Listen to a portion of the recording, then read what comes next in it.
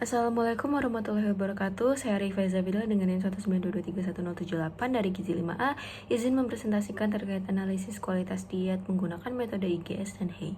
Sebelumnya untuk analisis ini juga telah dilakukan wawancara terkait food recall kepada responden JC, yang kemudian dari data food recall tersebut akan dirata-ratakan untuk selanjutnya dianalisis menggunakan metode IGS dan HEI.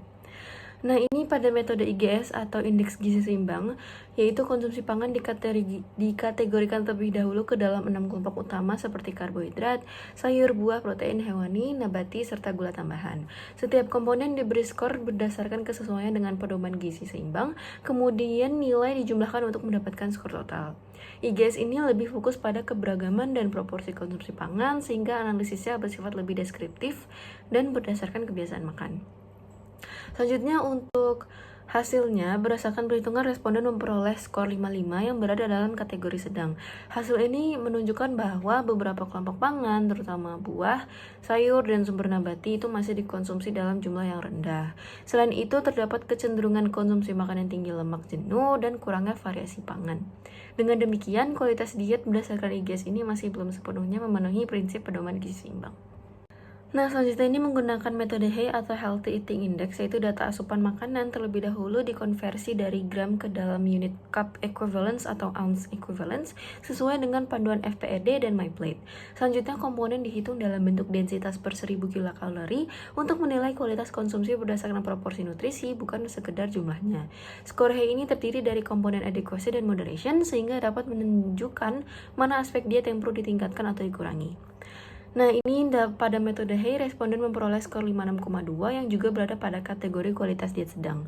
Beberapa komponen yang mendapat skor rendah yaitu whole grains, buah, sayur, serta protein nabati. Sebaliknya, komponen moderation seperti sodium, saturated fat, dan added sugar memperoleh skor tinggi yang menunjukkan bahwa konsumsinya masih dalam batas aman. Hasil ini menunjukkan bahwa pola makan responden belum mencapai kualitas diet optimal, terutama pada aspek pangan yang padat gizi.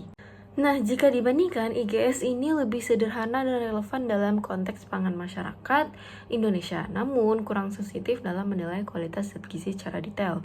Sementara itu, HEI itu lebih komprehensif dan berbasis bukti internasional, namun membutuhkan proses analisis yang lebih kompleks, termasuk konversi unit dan perhitungan densitas nutrisi. Kombinasi kedua metode ini memberikan gambaran yang lebih menyeluruh. IGS menilai pola konsumsi secara umum, sedangkan HEI menggambarkan kualitas diet berdasarkan komposisi nutrisi. Secara keseluruhan, pola makan responden berada pada kategori sedang, artinya cukup baik namun masih memerlukan perbaikan. Beberapa rekomendasi yang dapat diberikan itu seperti meningkatkan konsumsi sayur dan buah setiap hari, menggantikan sebagian refined grains dengan whole grains seperti oats atau beras merah, meningkatkan konsumsi protein nabati dan lemak sehat seperti konsumsi tempe, kacang-kacangan diperbanyak, ikan, dan alpukat, terus juga mengurangi konsumsi makanan tinggi lemak jenuh dan kolesterol, serta membatasi minuman manis dan makanan tinggi gula tambahan.